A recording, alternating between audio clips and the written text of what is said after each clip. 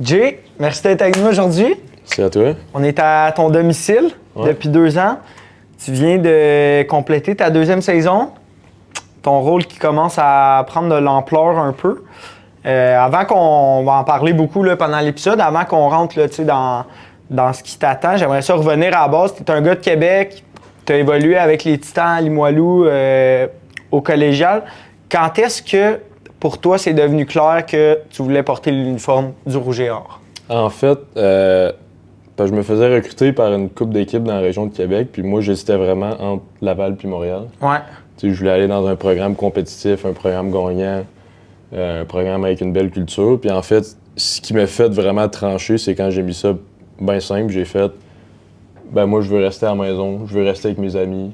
La culture de gagnante à Laval, les installations, c'est quelque chose que je pouvais pas mettre de côté non plus.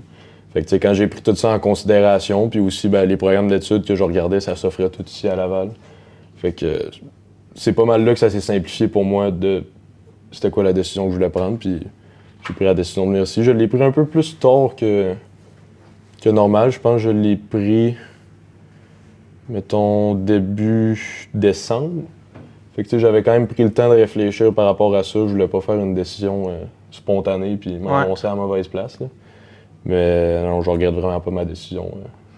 Puis tu sais, quand t'arrives, il y a Arnaud Desjardins qui termine sa 3e année, si je me trompe pas, qui est clairement le partant de l'équipe. Est-ce que quand on te recrute, c'est clair à ce moment-là que tu vas rentrer dans un rôle de substitut, si on veut, puis être là pour apprendre à travers Arnaud, à travers les coachs, pour bien connaître le playbook, tout ça? T'sais, est-ce que c'est une discussion que tu as directement avec l'équipe d'entraîneurs? Oui, c'est une discussion que j'ai eue directement avec Justin Etier, le coordonnateur offensif, à ma visite. Il m'a dit, tu sais, si tu viens ici, au début, il va falloir que tu sois patient un peu. Parce que c'est sûr que la transition du football collégial à universitaire canadien, c'est pas pareil pantoute. Il y a des gros changements de règlement. C'est juste de 4 essais à 3 essais. Ça change la game pas mal. Ça change vraiment la game. Ça change ta manière de jouer la game aussi. Fait que je te dirais c'était ça ma plus grosse adaptation, si on veut dire. Puis, c'est pas grave. Puis c'est ça, dans le training camp, c'est vraiment là-dessus que je me concentrais à comme assimiler la game canadienne universitaire. Ouais. Puis c'est sûr, quand tu as un vétéran comme Arnaud qui performait au top de sa game, toi, ça te pousse à vouloir aller vers ça, si je peux dire. Fait que, non, c'est sûr que c'était juste du positif, puis je me faisais pas des fausses attentes aussi. Je savais que c'est lui qui allait commencer, puis que moi, si je pouvais m'inclure, ça allait être dans d'autres manières, comme j'ai fait à ma première année, des faux filades, des jeux spéciaux dans le red zone, ou d'autres affaires de même. Là. Mais non, c'était pas mal clair dès le début, puis c'est vraiment à ça que je m'attendais. C'est rare que, surtout en tant que corps arrière, pour commencer à ta première année, il faut que tu ailles... Faut que tu sois exceptionnel. Faut que tu sois exceptionnel, puis il faut que tu aies un bon timing. Ou des fois, la situation, c'est ça. C'est ça, un bon timing. Puis, ça reste que moi, mon timing, il était quand même bon. Que j'avais pas besoin d'attendre 4 ans pour avoir une opportunité d'être partant, mais c'est ça. Là. Fait que j'imagine que d'avoir ça en tête déjà, ça facilite, tu parlais de patience, ça facilite ce processus-là. Comme tu dis, tu arrives, tu as moins d'attentes, puis tu sais à quoi tu vas faire face. C'est ça, j'ai pas comme la pression de devoir performer dès le début. Puis... J'avais pas besoin de devoir assimiler tout dès le début puis jouer la première game de l'année. J'avais comme une période d'adaptation. Ça reste que moi, ça s'est très bien fait. Puis si ça aurait été moi, j'aurais été confiant de jouer la première game. C'est sûr que ça aurait été un choc parce que c'était contre Montréal ici, justement, la première game. Mais c'est quelque chose que, justement, même si je savais que ça allait pas être mon rôle, c'est quelque chose que je me prépare tout le temps. Parce que tu sais jamais quand ton nom peut se faire appeler. Justement, cette année, ça s'est comme passé un peu. Arnaud, il s'était blessé, puis je suis rentré en plein milieu de la game contre Montréal ici, une game super importante. La semaine d'après, j'étais partant. Fait que si je m'aurais pas préparé en conséquence, j'aurais pas bien performé, mais vu que je me suis bien préparé, ça a bien été. Puis à partir du moment où tu rentres dans le cercle du OGA, ta relation avec Arnaud Desjardins, ça ressemble à quoi? On est vraiment des bons amis. C'est sûr qu'on est souvent ensemble dans le milieu de foot parce que, tu sais, on joue à la même position, nos meetings sont en même temps, notre horaire se ressemble pas mal. Ça reste que n'importe qui dans l'équipe a mon respect, tu sais, puis Arnaud, il a mon respect, il va toujours avoir mon respect. C'est un grand compétiteur, puis je pense qu'on se rejoint beaucoup là-dessus, notre désir de gagner. Puis non, je trouve qu'on a une bonne cohésion, parce surtout aussi qu'on a des styles de jeu assez différents. Là. Fait que ça fait qu'on a une chimie assez spéciale. C'est vraiment plaisant d'être avec nous. Pour les gens qui ne te connaissent pas, qui sont partisans du Rouge et Or ou du football universitaire en général, qui risquent potentiellement de te voir plus en action à partir des prochaines années, c'est quoi le style de jeu à Jérémy Ouellet? Le style de jeu à Jérémy Ouellet, c'est le style de jeu qui va te faire gagner des games. Ah, j'aime ça. Moi, tu sais, je me restreins pas à un aspect de ma game. Tu sais, si j'ai besoin de courir pour gagner, je vais courir. Si j'ai besoin de passer, je vais passer. Moi, je pense vraiment pas à ma personne quand je joue. Tu sais, oui, je suis à une position hyper importante, mais ma job, c'est s'assurer que l'équipe va gagner. Puis, peu importe la manière de le faire, ben, c'est de même qu'il faut que tu te prépares pour gagner des games de foot, que tu sois prêt à faire tout. C'est sûr que je suis un très grand compétiteur, des fois un peu trop même. Mais en même temps, tu sais, c'est ce désir de gagner-là, c'est ce drive-là qui me pousse à me préparer toute l'année. Puis au quotidien. Oui, exactement. Puis non, c'est ça, je suis quelqu'un quand même assez humble, tu sais, je suis bien chumé avec tout le monde, tu sais, je suis pas difficile d'approche, puis c'est ça, je me considère quand même un bon leader, tu sais, je trouve que ma personnalité a pris un peu de place, mais tu sais, moi, je suis plus un leader, je te dirais, par exemple, que j'amène les gars plus que moins vocal, plus par tes actions. Je suis pas nécessairement le genre de gars à faire des gros speeches. Là, non, quand j'étais plus jeune, j'étais un peu plus introverti, mettons. Là. Fait que les speeches, ça n'a jamais été mon point fort, mais ça reste, si j'ai besoin d'en faire un, je vais en faire un. Ouais. Mais non, moi, c'est plus au plan individuel puis par mes actions que je veux pousser les gars vers l'excellence. Puis si on continue un peu dans ce sens-là, dans la même veine, si tu pouvais me nommer des qualités, des défauts, mais plus en tant que joueur, là, tu sais, à niveau athlétique puis les foot skills, là, si on veut. Tu sais, qu'est-ce que tu représenterais comme étant tes forces puis des faiblesses que présentement tu es en train de travailler dessus? Ben, je te dirais justement ma force, c'est justement mon imprévisibilité, si on peut dire ça de même. Tu sais, que t'es versatile. Exactement, que je peux toucher à tout puis que justement je peux faire mal à l'autre équipe de n'importe quelle manière. Ça reste que mon point faible, je te dirais mon point à travailler, ça a toujours été un peu plus l'aspect passe, malgré que cette année, il s'est vraiment amélioré. Mm-hmm. Parce que surtout au football canadien, ben, t'as comme pas le choix de passer à la balle, t'as 3 essais. Ouais, faut que tu fasses avancer les chaînes. Au football, à 4 essais, t'as un essai de plus, fait que tu peux courir la balle un peu plus. Puis... Mais c'est quelque chose que justement, en rentrant à la balle, j'étais conscient de ça, que il allait falloir que je m'améliore beaucoup là-dessus. Puis c'est quelque chose que je trouve que j'ai fait un bon bout de chemin. Puis il m'en reste encore, je vais toujours pouvoir m'améliorer là-dessus, mais je trouve que cette année, je me suis vraiment mis dans une place où si j'ai à jouer une saison ou une game comme partant, j'allais vraiment être capable de performer. Puis je pense que je l'ai démontré aussi cette année. C'est peut-être un peu plus technique comme question, mais comment on fait pour améliorer son bras? Est-ce que tu travailles à pouvoir lancer plus loin, à être plus accurate? Ben, je te dirais, c'est pas tant la mécanique. Ma mécanique de bras, je l'ai pas mal travaillé avec Mathieu Bertrand, ma première année ici.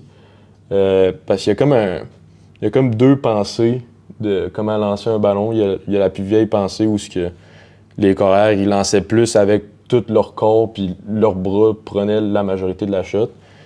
Puis aujourd'hui, ben, c'est beaucoup plus un mouvement rotationnel où tu utilises la physiologie de ton corps pour lancer le ballon sans effort. Donc ça disperse la charge, si on veut, du lancer à travers ton corps complet? C'est ça. Comme cette année, les 2 dernières années, c'est la première saison que j'ai fini où j'avais pas mal à l'épaule. OK.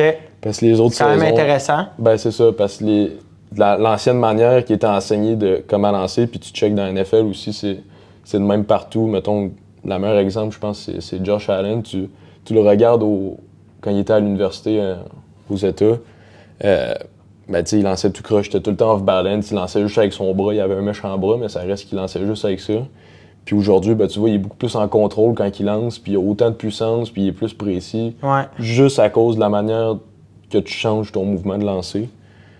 Puis, mais pour se développer meilleur en tant que passeur, je te dirais, c'est pas nécessairement ça qui va te faire être un meilleur passeur, c'est plus, je te dirais, prendre des répétitions, assimiler le playbook, avoir une bonne cohésion avec tes receveurs. Ouais, créer une symbiose là, pour... Exact, avoir une bonne chimie, comme qu'on dit, puis ça, c'est quelque chose qui se travaille pendant toute l'année, pas juste la saison. Puis là, depuis tes 2 premières saisons, tu disais que tu rentres à certains moments comme spécialiste de faux filet du corps, on va dire, en majorité. Mais est-ce que tu trouvais ça dur de, par exemple, je sais pas, les 3 premiers quarts, t'es sur le côté du terrain, t'es comme à froid si on veut, puis là, tu rentres au 4e quart, t'as un jeu à faire, un jeu qui est quand même crucial. Comment tu vivais ça? Ben, ça reste... C'est un peu la beauté de l'affaire, je te dirais. Tu sais, je disais que ça reste que moi, j'avais pas comme une grosse pression quand je suis rentré, mais ça reste que je t'ai mis dans des situations de pression. Ça reste que c'est des jeux qui peuvent faire changer la game complètement. Ben, c'est ça, le résultat de ton jeu peut faire que vous gagnez ou vous perdez la game. C'est ça. Fait que, tu sais, c'est quand même une job assez traite parce que quand elle est bien faite, le monde s'attend à ce que ça soit bien fait, puis c'est pas nécessairement valorisé. Mais quand tu le manques, par contre, tout le monde veut ta tête. Puis c'est... Ouais. T'es pointé du doigt. Exactement. Mais. Alors, dis-moi ta question, je suis parti. Ben, c'était plus de savoir comment tu vivais le fait que, à certains moments où tu devais faire ces jeux-là, ouais. t'avais pas nécessairement embarqué du restant du match. Fait que là, Ben, tu sais, comment tu deals avec ça? C'est un peu dur à pogner comme le feel de la game, le head de la game, tu sais, c'est comment sur le terrain, puis tout. Parce que quand t'embarques pour la première fois, c'est go time, là, tu sais. Ouais. C'est plus le temps de penser. Tu sais, c'est déjà arrivé des fois où je suis pas embarqué de la première demi, mais la deuxième demi, j'embarque à peu près 10 fois. Fait que, tu sais, c'est pour ça que moi, mon rôle, c'était un rôle situationnel plus. Puis, il faut que je me garde chaud sur le sideline parce que quand il commence à faire fret, tu t'aurais dit assez rapidement. Puis, justement, je l'ai vécu, je pense que c'était à... Ben, c'est ça, c'était à ma première game universitaire ici, contre Montréal. Je suis pas rentré de la première demi. Au complet, je suis pas rentré.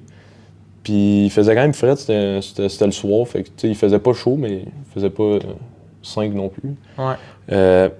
Puis après ça, on sort pour la demi, je me réchauffe pas.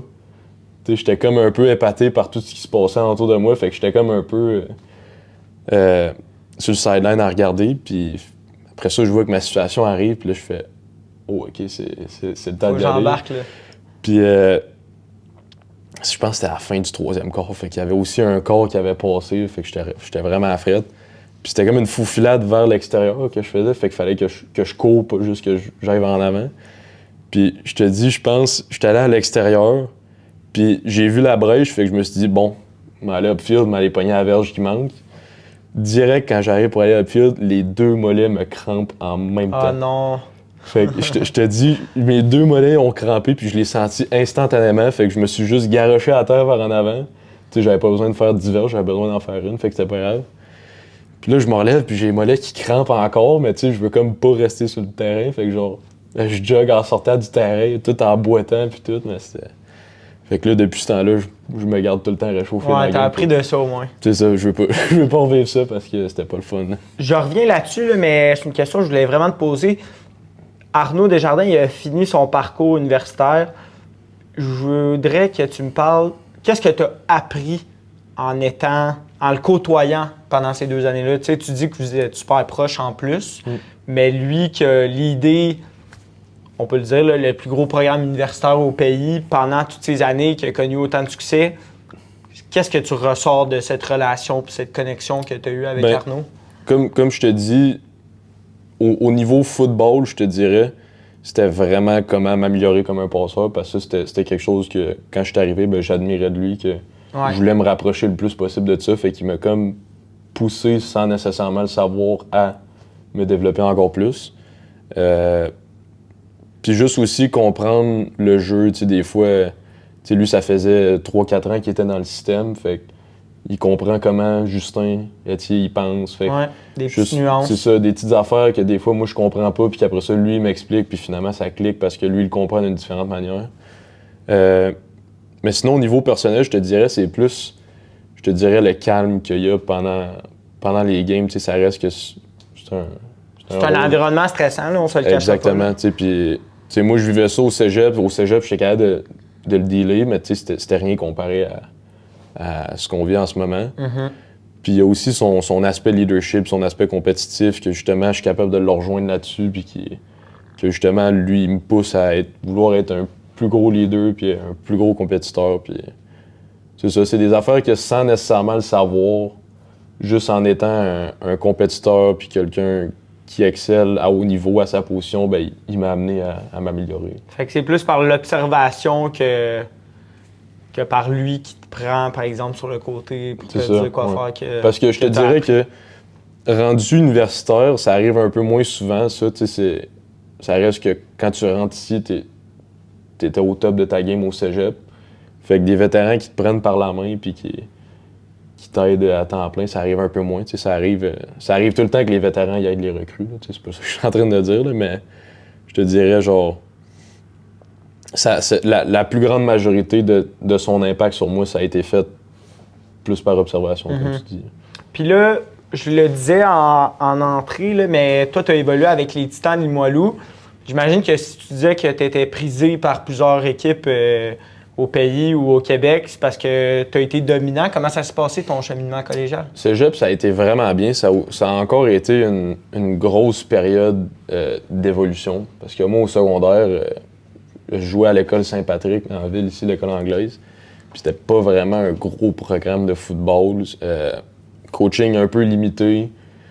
Fait que moi, j'avais pas un coach spécifique de QB à mon secondaire. Fait que moi, quand j'arrive au cégep, un programme D1 avec des coachs à chaque position, puis tout, ben, tu sais, ça change la donne. C'est ça. Parce que je te dirais, au secondaire, tu sais, on était pas plus que 30 dans l'équipe. OK. Fait que. Tout le monde jouait offense, defense? C'est ça. Je jouais offense, defense, special teams. Tu sais, il y a des games que je jouais QB, linebacker, safety. Je descendais sur des kick-offs, sur des punts. Ça faisait aucun sens. Les gars de foot qui vont écouter ça vont se reconnaître là-dedans. Ouais, c'est ça. Parce que c'est quelque chose qu'au secondaire, c'est le fun à vivre. Parce que justement, c'est le temps d'essayer plein de positions. Puis ouais, puis t'es tout le temps sur le terrain, c'est ça. C'est ça. Puis moi, je tripais. Là, fait que, tu sais, quand je suis arrivé au cégep, puis là, bon, tu te concentres vers une position, c'est pas mal plus sérieux. Puis, tu sais, je te dirais, ma première année au cégep, c'était l'année COVID. Fait qu'on a comme peu de saison, on a pas eu beaucoup d'entraînement. Fait que côté développement, ça a un peu moins bien été, je te dirais. Tu sais, j'apprenais plus genre l'aspect stratégique du football que je connaissais pas avant. Après ça, dans mes années qui ont suivi, ben, à ma deuxième année, j'étais backup. Fait que c'est ça, là, je me suis vraiment développé parce qu'on avait une saison, puis c'est en saison que tu vois c'est quoi pour de vrai, genre du football collégial. Puis je me suis vraiment développé, je te dis, autant au niveau de la pause qu'au niveau physique aussi, je prenais de la masse. Parce qu'au secondaire, je pense que je pesais 150 livres quand je suis sorti du secondaire. Puis, tu mesures 6 pieds, 6 pieds 1? Je fleure le 6 pieds 1. Okay. Avec des bons souliers, je suis 6 pieds 1, mais je suis 6 pieds 3 quarts. Fait que c'est ça, j'étais pas gros. Puis à ma deuxième année, justement, on me rentrait dans des packages de Wildcat un peu. Comme tu fais ici au. C'est ça, parce que l'autre QB, c'était pas un QB très mobile aussi, c'était un excellent pocket passer, mais c'était. Tu sais, il était capable de courir, là, mais c'était pas. Pas sa spécialisation. C'est ça. Fait qu'il me rentrait en jeu pour comme changer ça un peu. Fait que tu sais, j'avais pas le choix de prendre la main. Je pense que j'avais pris 20 livres cette off-season-là. Puis l'off-season d'après aussi, j'avais pris beaucoup de masse. Puis parce que c'était rendu moi le starter. Puis c'est ça, à ma deuxième année, on a perdu au Bol d'Or après une saison parfaite. C'est notre première défaite de la saison en finale. Contre qui vous avez perdu? Vanier. OK. Fait que ça a fait quand même assez mal. Ouais. Fait que c'est ça. Puis moi, ben justement, à cause de mon étude, j'ai changé le programme plusieurs fois au cégep. Fait que ça m'a comme retardé d'une session. Fait que j'ai fait cette session, ce qui m'a permis de faire une autre année collégiale. Fait que tu as eu 3 saisons plus celle où il n'y avait pas de saison. C'est ça. Fait que j'ai fait 3 vraies saisons, mais la COVID qui a mais qui est quand même une année importante vu que c'est l'apprentissage. Exactement. Ouais. Puis est-ce que tu dirais, là, tu peux continuer après, mais est-ce que tu dirais que cette défaite-là au Bol d'Or, justement, c'est de l'adversité qu'à ce jour, tu es content d'avoir vécu dans le passé? Absolument, à 1000%. Je suis convaincu que, parce qu'après ça, on a gagné les Bols d'Or back-to-back les 2 années après ça, quand j'étais le partant. Puis je suis convaincu si on aurait gagné ce Bol d'Or-là, on n'aurait pas gagné 2 prochains. On aurait peut-être gagné un, mais on n'aurait pas gagné 2 prochains. Juste ce que ça a fait pour notre caractère, pour notre éthique de travail, aussi ce qu'on a réglé tout à l'interne, tous les problèmes qu'on voyait dans l'équipe, qu'on a tout réglé. Ça, c'est moi et les captains qu'on a fait ça tout durant l'off-season. Ça soude un groupe, là. Vraiment. De vivre une épreuve poche comme ça, là. Oui, vraiment. Puis, ça reste que moi, ma motivation pendant toute l'année, c'était de le faire pour les gars qui l'ont perdu. Ça reste que c'était... Il y en avait là-dedans que c'était... Encore à ce jour, c'est de mes meilleurs amis. Puis, c'était vraiment plate de perdre de cette manière-là aussi. Mais justement, après ça, ça a fiolé de quoi que... Ça a shooté le programme. Que tu traînes encore aujourd'hui. Exactement. Toutes les valeurs que j'ai apprises après ça, c'est des affaires que je traîne encore aujourd'hui. Puis juste en tant que personne aussi, ça m'a tellement développé parce que c'était le premier vrai rôle de leadership que j'avais. J'étais capitaine au secondaire, mais... Ouais, c'est pas pareil. Non, c'est ça. Quand tu es au cégep, nous, les capitaines, c'était quelque chose qu'on prenait vraiment au sérieux. Fait qu'on avait des rencontres à chaque mois pour discuter de l'équipe, qu'est-ce qui va mal, qu'est-ce qu'on peut faire plus concrètement pour améliorer l'équipe. C'est quelque chose aussi qu'on apporte aux coachs pour que les coachs soient au courant, parce que nous, à Limoilou, la relation joueur-coach, c'est de même, on jase avec eux tout le temps. Où est-ce qu'on chill, je te dirais, entre nos cours, puis tout à Limoilou, c'est dans l'espace du bureau des coachs. Ouais. Fait que... c'est quand même spécial. Ça fait vraiment une bonne cohésion de l'équipe au complet, puis je pense que c'est tous ces facteurs-là qui ont fait que on a pu avoir du succès, puis c'est ça, gagner 2 Bols d'Or back-to-back collégial Division 1, c'est quelque chose qui arrive pas souvent, fait que quand tu réussis à le faire, c'est vraiment quelque chose qui est spécial. Ouais. Est-ce que tu as des coéquipiers que tu avais à Limoilou qui sont tes coéquipiers maintenant ici à Laval? Oui, on est rendu quand même beaucoup de Limoilou à Laval dans les dernières années. Le programme s'est développé aussi là-bas. Exactement. Là. C'est pas mal dans les dernières années que notre programme a commencé à plus venir à l'Université Laval. Je te dirais, en ce moment, on a quand même beaucoup. Je pense qu'on est à peu près 10-15 de Limoilou, plus 15. Quand même. Non, on est quand même vraiment beaucoup. Peut-être bien même 20 pour de vrai. On a des nouvelles recrues là, qui rentrent. On en a 2 qui rentrent. C'est ça. Je te dirais, ma cohorte, on était 2. La cohorte d'avant, il était un peu plus. Fait que c'est ça, on est rendu quand même beaucoup. Puis ça fait que c'est le fun, parce que justement, nous, toutes les valeurs qu'on a acquis à Limoilou, puis toutes les affaires positives qu'on a acquis là-bas, c'est quelque chose qu'on peut amener à l'Université Laval. Puis c'est quelque chose qui est le fun, parce que tout le monde de ces différents backgrounds amène plein d'affaires. Puis c'est en partie pourquoi on a beaucoup de succès ici, parce qu'on pogne tout ce qu'il y a de positif de nos expériences collégiales, puis on les amène ensemble. Exactement.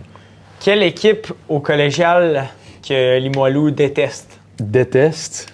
Tu rivalité de la Ville de Québec? Je te dirais, si j'aurais à donner une rivalité, moi, je la donnerais à Lennox. Mais Lennox, en tout cas, moi, personnellement, je les déteste pas. C'est juste, Ouais, déteste, c'était peut-être un peu fort, mais tu sais, les games que quand tu joues contre eux, t'es comme, OK, en fait, ça joue, là. Ouais, c'est ça. Je te dirais, les games que c'était de même, c'était souvent CNDF puis Lennox. Tu sais, on était les équipes du Québec les plus dominantes à ce temps-là. Puis Lennox, tu savais à chaque fois que tu jouais contre eux. À chaque année, c'est jamais une game facile contre Lennox. À chaque fois, surtout quand tu vas jouer là-bas, tu sais que ça va être des grosses games physiques. Tu vas avoir mal le lendemain. Ouais. Mais Lennox, tu sais, c'est quelque chose que je les aime pour ça. Tu sais, autant que tu peux vouloir t'arracher la tête sur le terrain après la game, tu sais, c'était juste du respect. Puis ça reste qu'il était pas irrespectueux entre les sifflets. Fait que c'est toujours des games qui ont été le fun à jouer, justement, contre eux autres. Là. Puis on les jouait vraiment souvent aussi, là, je pense. 2 fois en saison, plus en play-off. En 2021, c'est ça, l'année après COVID, on les a joués 3 fois cette année-là. Puis à chaque fois, ben, on les rencontre pas mal tout le temps en play-off. Là. Fait que ça crée une rivalité. Ouais, exactement. Puis là, on se posera pas la question à l'universitaire, mais ben, on peut en parler, mais tu sais, la rivalité Montréal-Québec au foot universitaire, c'est comme une des plus grosses rivalités qu'il y a au Québec. À quel point c'est spécial de faire partie de ça? Tu sais, comment tu as vécu ça? Ta première, là, cette année, tu as même pu jouer. Tu sais, explique-nous un peu, à titre de joueur, là, comment on se sent là, avant une game Montréal-Québec. Ben, ça commence pas avant la game, ça commence, je te dirais, la journée après la game précédente. Là. Ouais. Tu sais que tu t'en vas jouer Montréal. Puis je te dis, l'atmosphère dans l'équipe, dans les pratiques, elle monte d'un cran. Parce que La ride de boss là, pour aller à Montréal, là, ça doit être quelque chose? ouais, tu sens que les gars ben, sont tous vraiment focus. Les gars, ils vont là en mission. Puis c'est sûr que jouer au Sepson, c'est quelque chose de spécial aussi. Quelque chose qui est vraiment le fun. En territoire ennemi, si on peut dire, là-bas. Oui, absolument. Fait que... non, c'est quelque chose qui est vraiment spécial. Puis dans mes premières games, j'avais comme pas nécessairement conscience de l'ampleur de la rivalité, parce que c'est comme quelque chose que tu te fais pitcher dedans, genre. Tu sais, je savais c'était quoi Québec-Montréal avant de venir ici, mais... T'étais-tu un fan du Rouge et Or quand t'étais jeune? Ouais, ben je te dirais, j'étais pas genre un fan qui allait à toutes les games. Ouais. Genre, mais tu sais, ça reste que je savais c'était quoi le Rouge et Or, puis j'admirais le Rouge et Or, puis ben oui. c'était quelque chose que j'aspirais. C'est le Rouge et Or de l'Université Laval. Puis, mais non, c'est ça, mes premières games contre Montréal, tu sais, moi, je sentais pas la rivalité encore, parce que j'avais pas joué contre eux autres, mais je l'avais à cause que, justement, les autres m'influençaient comme à vouloir avoir la rivalité, fait que c'était un peu moins authentique comme sentiment, mais cette année, ça venait plus de moi-même, tu sais, parce que l'année passée, j'ai joué contre eux, puis c'est une fois que tu vis ces games-là, que tu vis jouer contre ces gars-là, la semaine de pratique, que c'est comme à chaque fois que tu joues contre eux, t'as juste hâte de rejouer contre eux. Okay. Je pense que c'est ça qui fait que c'est tellement une bonne rivalité, parce qu'à chaque fois, c'est de plus en plus excitant quand tu joues contre eux. C'est tout le temps des bonnes games, là. C'est ça. Puis surtout, ben, on se voit 3 fois par année. Ouais. Tu sais, fait que, tu sais, on a 2 games dans la saison. Les prochaines années. Non, c'est ça. C'est ça depuis 15 ans. On se voit 2 fois par année, ça, c'est assuré. Fait que, tu sais, la première fois, ben, il y a une équipe qui gagne, puis après ça, t'as tout le temps l'autre équipe qui veut regagner. Puis, tu sais, si l'autre équipe regagne, puis c'est un 1 dans l'année, ben là, c'est laquelle qui va l'en prendre en finale, si les deux ils se rendent. Puis, tu sais, c'est vraiment quelque chose qui est le fun à vivre. Là. Puis, ça m'amène, là, j'entendais Olivier Cool, là, lors d'un podcast, il s'était fait demander avant la saison, est-ce que c'est la saison où on va voir une autre équipe que Montréal ou Laval en finale? Ouais. Il a répondu avec un non catégorique. Toi, ton input, c'est quoi là-dessus pour le futur? Tu sais, cette année, vous avez joué McGill. Ouais. Les gens plaçaient un peu McGill comme maintenant des rivaux à vos 2 programmes. Finalement, on a vu cette année, ben, ils ont battu Carabin, mais après ça, ils ont comme perdu des games contre Sherbrooke ou Concordia. Fait il y avait comme un peu de la difficulté à comprendre à quel point il avait pris un step. L'année était bizarre. C'est ça.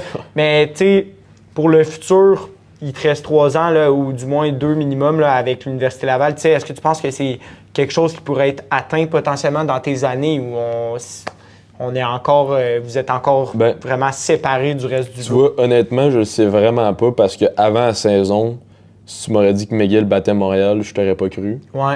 Mais quand ils l'ont fait, on a comme tout fait genre, oh. OK, ouais, c'est possible. Ouais, c'est ça. Fait qu'on les a comme... Puis ils ont failli les battre 2 fois, me semble. Ouais, la dernière game, ça s'est joué à la fin. C'était proche aussi, ouais, c'est ça. Puis non, parce que McGill, cette année, était vraiment imprévisible de leur manière de jouer. Parce que vous n'avez pas eu nécessairement de misère contre eux cette année. Ben, en demi-finale, ils ont commencé la game puis ils gagnaient 14-0. Après un quart, mais après ça, vous avez ouvert les valves. C'est ça, puis ça a bien été, mais tu sais, c'était comme encore un moment de comme...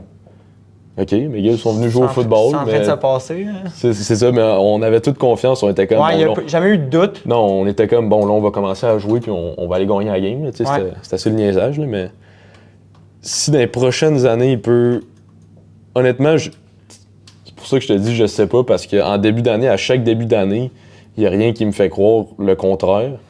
Mais pendant l'année, tu as des équipes qui te sortent des games vraiment imprévisibles. Puis Ouais, ça puis fait, une saison de foot, c'est court. suffit que la game imprévisible, elle tombe en demi-finale, puis tu as une autre équipe en finale. Tu sais, c'est pas comme Ouais. au hockey ou au basket, que c'est genre des 4 de 7.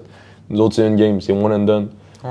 Fait que tu sais, si tu manques ta shot, ben, ta saison est terminée. Fait que Ouais, puis il y a tellement plein de variables dans une game de foot. Tu sais, mettons la Vraiment. météo, les pénalités, Exactement, les c'est ça. blessures. Comme nous contre McGill, le vent, c'était un gros enjeu. Là. Ouais. C'était, le Puis je vent, pense il que tous poussait les d'un bord points du terrain. avaient été j'avais vu, tous les points dans le match avaient été marqués quand l'équipe avait le vent dans le dos. Ben, tout ou pratiquement tout. C'est Là, ça. ouais. Je pense que dans le deuxième quart, on a fait proche d'une trentaine de points, me semble. Tu sais, au premier quart, on fait 0 points, McGill fait 14. On switch, ils font pas de points, on en fait 31, 30, vous. 31.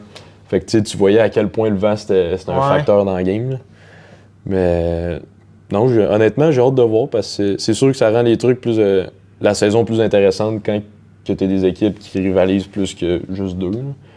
Mais en même temps, ça fait ce qu'on vient de parler, ça fait une rivalité. Ouais, vraiment ben je pense fun que à- c'est ça un peu que les fans critiquent, là. Tu sais, les fans Ouais. ils en disent bien des choses, mais les gens sont comme un peu tannés. C'est comme si avant le début de la saison, Ouais. on peut déjà vous donner Ben, le trophée ou la game pour la Honnêtement, finale. ça, je le comprends. Ouais. C'est sûr que si je serais un partisan d'une des équipes, puis tu sais, t'as comme... tu le sais un peu avant la saison, tu sais, puis c'est sûr que c'est un peu moins captivant, mais au contraire, il y en a qui adorent le fait qu'on a cette rivalité-là. Ouais. Puis la ben, moi, prestance, je puis moi, je suis la dans ce bateau-là dynastie, que ben oui. j'adore la rivalité. C'est sûr que j'aimerais un peu plus, parce que les McGill, Concordia puis Sherbrooke, ben, ils varient souvent leur classement. Fait que Ouais. mais c'est sûr que ça serait le fun qu'il y en ait qui viennent rivaliser avec nous aussi. Là. Ça ferait une ligue un peu plus intéressante. Tu sais, cette année, on y a un peu goûté là, quand McGill a battu Montréal, là, mais ça reste que c'est juste ça qui s'est passé. Mais... Mais tu sais, des fois, aussi, j'en reviens aux partisans, mais je pense qu'il y a comme deux écoles de pensée aussi. Par exemple, moi, j'habitais à Sherbrooke pendant un temps. Puis là, j'aimais ça aller voir les games du Var-et-Or. Mais là, je pense qu'il y a des gens, exemple, je leur parlais, je disais, hey, le Var-et-Or, il joue en fin de semaine, on va-tu voir la game? Puis là, il dit, ah, il joue contre qui?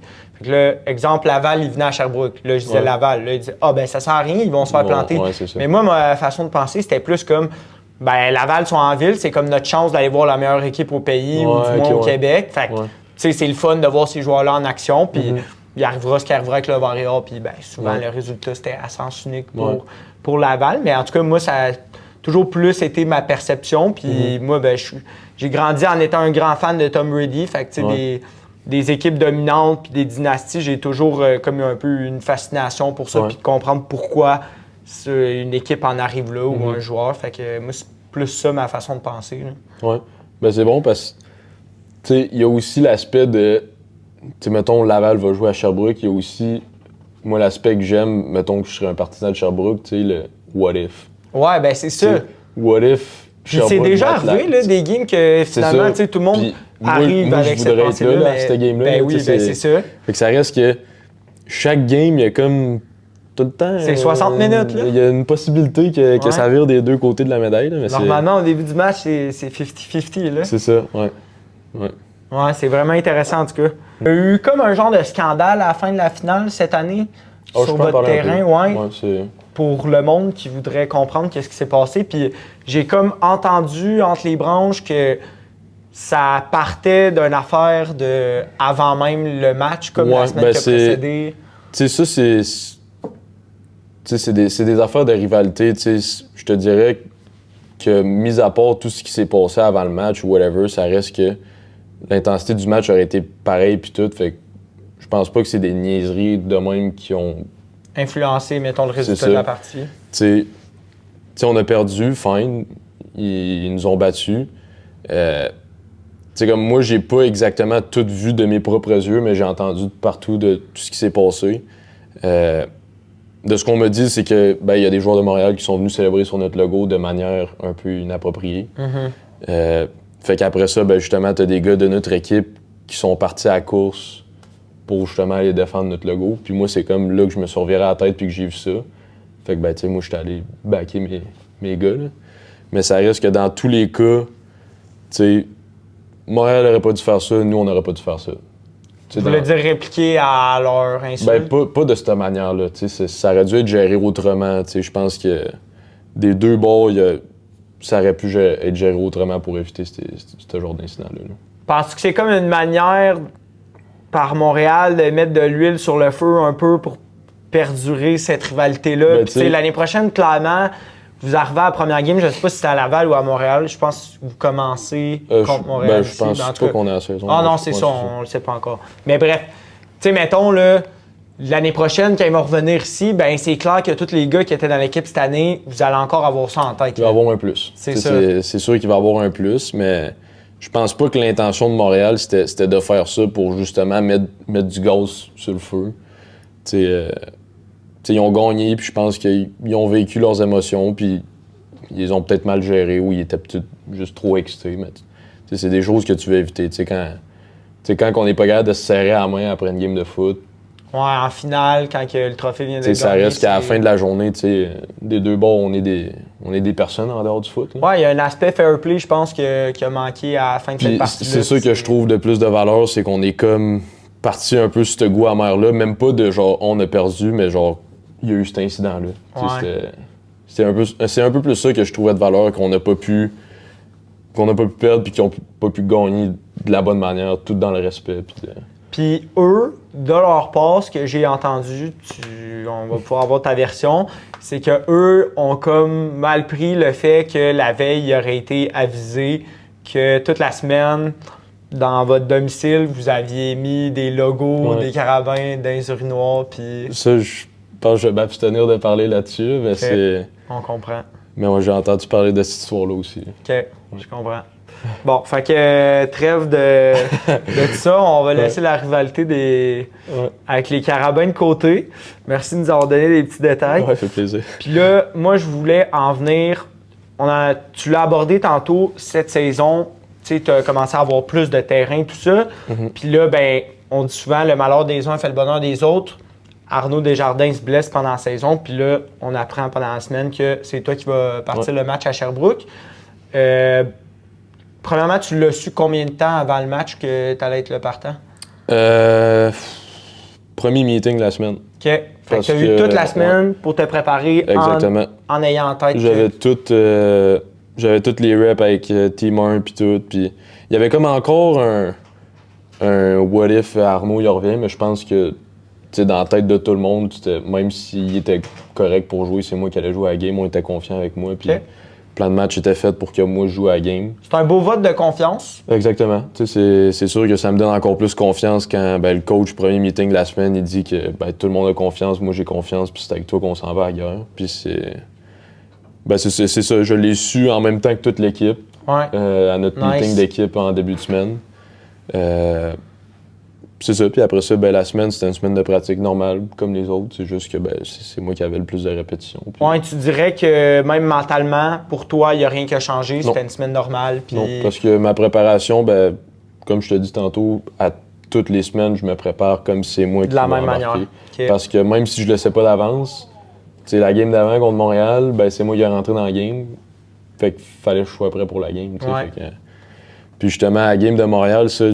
Je l'ai quand même su assez rapidement que je rentrais sur le terrain. C'était comme il s'était fait plaquer puis il est tombé sur son épaule puis il l'a comme pas montré au début. Il avait pas de l'air d'avoir mal. Il revient au sideline puis tout. Puis là, moi, je m'embourre du Gatorade ou quelque chose puis je le vois passer avec la physio qui touche à son épaule. Là, je fais... OK. Peut-être faut que je mette mon casque. C'est ça. Fait que là, après ça, je l'observe un peu de loin, genre. Puis elle fait comme un test sur son épaule puis elle fait juste lever de même, puis il fait une face, genre, qui était tellement en douleur, là. OK. Fait que là, je vois ça, puis je fais... qu'il rembarquait pas, là. Bon, je vais aller me réchauffer. Fait que là, je pogne un receveur, je pogne une balle, je commence à lancer la balle pour me réchauffer. Puis, tu sais, je me réchauffais avant même que Juice me dise d'embarquer. Mais c'est ça, il était venu me voir, puis il était là, tu te réchauffes déjà. Je te vois, ouais, c'est ça, c'est mature comme réaction de ta part, puis ça montre que tu es alerte, puis tu étais éveillé sur le banc. Puis je te dirais, à ce moment-là, j'étais quand même assez stressé. Ouais, à Montréal, c'est intimidant. On jouait contre Montréal, puis moi, moi, je voulais pas perdre devant notre foule aussi. Non. Puis on avait l'avance dans C'était quand même serré. C'était très serré. On avait l'avance. C'était vers la fin du troisième quart, me semble. Fait qu'il restait quand même un bon bout de temps à jouer. Fait que moi, dans ma tête, je me disais, protège la balle, écoule le temps. On finit cette game-là, puis on passe à la prochaine.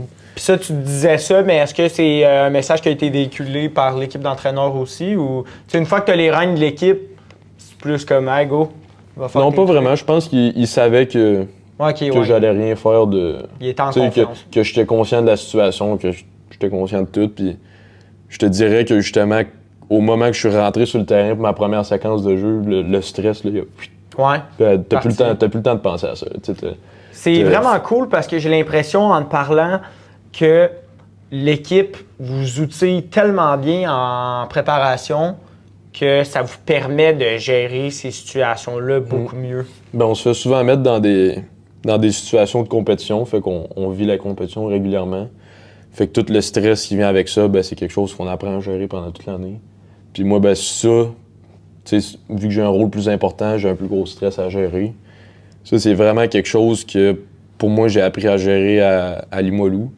Le coaching staff là-bas, ben, c'est exceptionnel, le coaching staff là-bas aussi. Puis ils nous ont donné tellement de ressources. Je faisais des rencontres avec du monde, des préparateurs mentaux qui me guidaient pendant la saison sur comment gérer mon stress, comment me préparer dans ma semaine, puis tout ça. Puis c'est encore des affaires que je traîne jusqu'à aujourd'hui.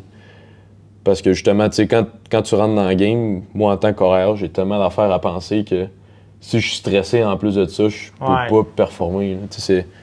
Je rentre dans le jeu, j'ai le call qui s'en vient, le temps qui commence à écouler, il faut que je communique au gars c'est quoi le call. Ça se passe par l'oreille, le call? Ouais, c'est nouveau il y a 2 ans. Avant, c'était des signaux sur le wristband. Là, on a encore le wristband, mais le coach peut te parler dans ton oreille. Fait que c'est soit qui te dit le numéro de jeu sur ton wristband ou qui fait juste te dire le jeu puis que tu le. Puis ça, c'est le coordinateur offensif avec qui tu communiques. C'est Justin Etier qui est sur le sideline qui nous parle directement dans le casque. C'est ça, quand moi je reçois le jeu, je le communique au gars. Puis justement, c'est là que je parle de ma préparation. J'ai pas le temps de penser à c'est quoi le jeu. Parce que j'ai tellement d'autres choses à observer. Quand les gars sont alignés, sont-ils alignés de la bonne manière? Si oui, c'est quoi que la défense a fait? La défense, es-tu aligné d'une manière spéciale? C'est-tu quelque chose qu'on a vu dans la semaine? Que je peux exploiter des tendances sur le jeu qu'on a. Y a-tu un blitz qui arrive? C'est ça, je suis dans la merde, faut-tu que je me démerde? Y a-tu des affaires avant le snap que je peux faire? OK, ça, je vais aller exploiter ça. Puis tout, pendant que ça arrive, le 20 secondes écoule. Des fois, avant même que tu dises le jeu. Fait que des fois, tu sors du huddle, puis il reste 10 secondes. Puis il faut que tout le monde se place puis que tu penses tout à ça en dedans de 10 secondes. Fait c'est ça qui est fou, c'est de penser que tout ce que tu viens de dire, tu as 20 secondes pour processer tout ça dans ton cerveau. Ça m'a pris 1 minute de te l'expliquer, puis tout, c'est... Ça, je trouve ça vraiment cool, puis je pense que les gens qui vont regarder ça vont aimer ça aussi, parce que moi, j'avais vu ça, Kirk Cousins, dans l'émission sur Netflix, Quarterback, il l'expliquait vraiment de la même manière que tu viens de le faire, il explique tout, puis il dit « All that ». In 20 seconds. Fait que là, c'est la même affaire. Puis là, les gens qui n'ont pas écouté ça, mettons, qui vont t'entendre, je trouve que c'est vraiment comme une belle façon imagée. T'as vraiment pas le temps de stresser. Parce que si tu stresses, c'est là que tu vois qu'il y a des gars qui échouent sous la pression. Puis, ou si t'es pas préparé, les gars, ils font des erreurs mentales. Puis des fois, quand tu accumules le stress puis ne pas être préparé, tu peux pas jouer au niveau de foot qu'on joue sur le terrain. Penses-tu que... Moi, je te connais dans la vie en général, mais je te connaissais pas vraiment en tant que joueur de foot. Penses-tu que j'apprends là en ce moment que tu as l'air plutôt patient, calme, vraiment. Un peu comme tu as appris d'Arnaud, mais est-ce que tu penses que c'est peut-être cette aptitude-là à gérer toutes les émotions qui t'a donné le edge par rapport aux autres carrières qui ont commencé l'année à titre de substitut comme toi? C'est sûr que moi, je pense que pour être un carrière dominant, tu n'as pas le choix d'avoir ces attributs-là. Fait que je pense que tout le monde l'a. Où ce que tu vas plus te démarquer, c'est par rapport à ton leadership, ta qualité de jeu, ta compréhension du jeu, puis tes performances. T'sais. Donc c'est un ensemble de choses, tu dirais, qui fait en sorte que... Parce que ça, gérer de la pression puis connaître tes trucs, c'est la base. C'est comme un prérequis. Parce que si t'es pas capable de gérer la pression, ultimement, tu vas faire de la merde sur le terrain, fait que tu joueras pas. C'est comme des trucs que t'as pas le choix d'avoir. C'est rarement arrivé à Laval, donc... Ouais, c'est ça. L'affaire à Laval, j'ai l'impression, c'est que t'es comme un peu sur un siège éjectable en tout temps, là, dans le sens où si tu livres pas la marchandise, il va toujours en c'est avoir parce un autre qu'il qui y a va pouvoir tellement le de faire talent en dans de l'équipe. toi, C'est ça, il y a tellement de talent dans l'équipe que. Puis généralement, c'est le meilleur talent au Québec qui se retrouve dans cette C'est ça, position. on a quand même un bon bassin. chanceuse-là. On est la seule université dans la région de Québec. Fait que on a beaucoup de talent à chaque année qui rentre, puis on va en avoir dans les prochaines années aussi. Fait que justement, c'est cet aspect compétition-là. Tout le monde était comme à leur top de leur game au cégep, puis là, tu t'en viens ici, puis t'es avec plein d'autres mondes que c'était de même. Fait que t'es comme rendu. Ah, c'est comme quand tu passes du secondaire au cégep, ben là, c'est Ben, le c'est gap. ça. Est-ce que le gap, l'écart est encore plus grand entre le cégep et Ben, l'université? je te dirais, moi, de passer de mon école secondaire à cégep D1, c'était jour et nuit. À cause des règles, puis Ben, l'encadrement, genre, tout tu sais, ça. j'étais un athlète qui jouait au foot. J'étais pas un bon joueur de foot. OK. Tu sais, genre, comprends. tu sais, j'étais pas. Tu sais, j'exploitais pas des defenses, je lisais pas des couvertures, je C'est faisais vrai pas qu'au des. secondaire, si tu as des qualités athlétiques, tu peux rapidement te démarquer, C'est ça. mais après ça, ben, tout le C'est monde ça. les a, Fait ces que- qualités-là. Fait qu'au cégep, moi, c'est vraiment là que j'ai comme pris un 2 minutes. Je te dirais, ici, ce qui m'a fait prendre un 2 minutes, c'est justement ce que je te dis, genre, la qualité de joueurs dans l'équipe qu'on a est toute supérieure. Mhm. Fait que t'as vraiment pas le choix de vouloir te pousser pour pouvoir te démarquer pour être capable de jouer. Là. C'est loin, mais ça me fait penser. Toi, est-ce que tu as des aspirations à jouer au foot professionnel plus tard? Ouais, si ça arrive, ça t'as arrive. Si ça arrive l'opportunité. pas, ça arrive pas. Tu sais, je mise pas tout là-dessus. Ouais. Tu sais, ça reste que j'ai quand même hâte à ce qui vient après le foot. Tu sais, tu sais, avoir une famille, avoir ta carrière, te développer autrement qu'un joueur de foot. Parce que moi, c'est juste ça que je connais. C'est la vie de joueur de foot. Là, puis, tu sais, sortir de ce milieu-là, tu sais, si ça arrive, c'est pas quelque chose que je vais avoir de la misère à faire. Mais c'est sûr que si j'ai une shot professionnelle, ben ça, je peux pas. Tu vas l'apprendre. Ben, c'est sûr. Là, tu sais, Ouais. c'est pas quelque chose que tu as la chance privilège. d'avoir vraiment. Là, tu sais, c'est le top des tops qui vont professionnels. Puis ça, si c'est quelque chose que je suis capable d'aller faire, c'est quelque chose que, au minimum, je me dois de l'essayer. D'essayer, ouais, je comprends. Est-ce que tu en as des coéquipiers avec qui tu as joué qui actuellement jouent professionnel? Sûrement dans le Canadien, là, mais. Ouais. Ouais, j'ai comme un blanc en ce moment. C'est. Ben, l'année passée, il y avait Anthony qui est rendu à Calgary. Ouais. Lui, il a joué une couple de fois cette année. Sinon, il y en avait une couple, tu sais, comme Kevin Mittal, Chris Beaulieu. Eux, ils étaient tous dans la courte avant moi. Ouais. Puis Je là, les ai pas connus, mais je sais c'est qui quand même. Mais Ouais. c'est pas des gars que j'ai vraiment connus personnellement. Mais tu sais, je connais les gars du Rouge et Or qui sont. Je connais pas les statistiques, mais je serais pas surpris d'apprendre que le Rouge et Or est probablement le programme au Canada qui gradue le plus de joueurs en ligue professionnelle. Là. Je sais pas non plus, mais je sais qu'on en sort au moins un ou deux à chaque année. Là. Fait que Ouais, c'est fou là, quand même. Là. Tu sais, comme justement, là, Gaillardès, ben là, lui, il a été repêché par les Alouettes. Fait qu'il. Je suis pas trop sûr encore ce qu'il va faire, mais il pourrait décider d'aller vers ça ou il pourrait décider d'arrêter. Mais non, c'est ça. Je te dirais, à chaque année, on a une couple de gars qui se font repêcher puis qui décident d'aller dans la ligue professionnelle. Fait que c'est le fun de voir tes gars exceller à un autre niveau. Puis Ben oui, absolument. c'est ça. Puis ça reste que c'est motivant pour nous autres de savoir que c'est quelque chose qui est possible à faire. Là. Ben c'est ça, c'est là où j'allais en venir. J'ai l'impression que quand tu côtoies des gens à qui ça leur arrive, puis que tu te dis, Ouais. j'ai joué avec pendant 2, 3, 4 ans, pourquoi ça pourrait pas être moi? C'est ça. Puis juste aussi, les gars, ça reste les gars qui sont professionnels, ils gardent quand même un contact avec l'université. Tu sais, ils viennent se faire traiter par des physios ici. Ouais, ils Parce que souvent, s'entraînent. quand les gars ils sont de l'extérieur, genre à Hamilton ou à Calgary, ben, ils reviennent ici avec leur famille durant l'off-season. Puis ben, c'est des gars que justement, dans l'off-season, ben, tu croises dans la salle de muscu. Fait que, tu sais, il y a des gars que je jase, que je parle dans la salle de muscu, mais que j'ai jamais joué avec. Ouais, Ben, c'est que quand tu même des gars que côtoies, j'apprends ouais. à connaître, vu qu'ils font partie du programme puis qu'ils reviennent quand même. Puis j'ai eu une discussion vraiment intéressante ce matin. Ça n'a pas vraiment rapport, là, je m'en vais ailleurs, mais qu'est-ce que tu penses du fait que maintenant, dès l'âge secondaire, il y a des joueurs du réseau québécois qui migrent vers les États-Unis pour aller dans des prep schools, des name it, là, pour des programmes Ouais. universitaires américains. La personne me disait qu'elle avait comme deux pensées là-dessus. Premièrement, c'est tout à fait valable pour le jeune de vouloir aller explorer, d'avoir une belle expérience, de se retrouver dans un environnement culturellement beaucoup plus développé pour le sport qu'au Québec. Ouais. Mais d'un autre côté, c'est dommage, puis que ça va créer du dommage pour le réseau québécois si on perd 8, 9, 10 des meilleurs joueurs québécois à chaque année qui vont tous s'en aller aux États. Ouais. Ben là, je pense qu'ils vont comme mettre une nouvelle règle qui va comme changer un peu la démarche de tout ça. OK. Je pense, tu sais, ça se peut que je dise vraiment n'importe quoi en ce moment, mais je pense qu'il faut comme, si tu veux aller à un prep school ou whatever aux États, il faut que tu le fasses genre avant que tu sois diplômé au secondaire ou quelque chose du genre. OK. Fait que ça, je pense que ça va inciter plus de monde un peu à y repenser 2 fois un peu, là. Parce que ça arrive quand même souvent qu'il y a des gars qui vont là-bas, que ça marche pas, puis qui reviennent ici. Ouais, il y a ça. T'sais, on a dans l'équipe que ben, ça leur arrive, puis nous, après ça, c'était des gars que de base, on allait recruter, que finalement, ils s'en vont aux États. Puis après ça, ils reviennent, puis on les accueille quand même. OK. Mais ça reste que justement des gars que. Peut-être eux, s'ils avaient leurs soupçons, ça va-tu marcher, ça va pas marcher avant de partir, ils vont peut-être y penser 2 fois, parce que si tu reviens puis t'as pas ton diplôme secondaire. OK. Mais ça se peut, je suis vraiment pas sûr de la règle, mais je pense que ça va s'enligner vers quelque chose du genre, là, parce que justement, c'était rendu un problème que justement, on perd vraiment beaucoup de jeunes.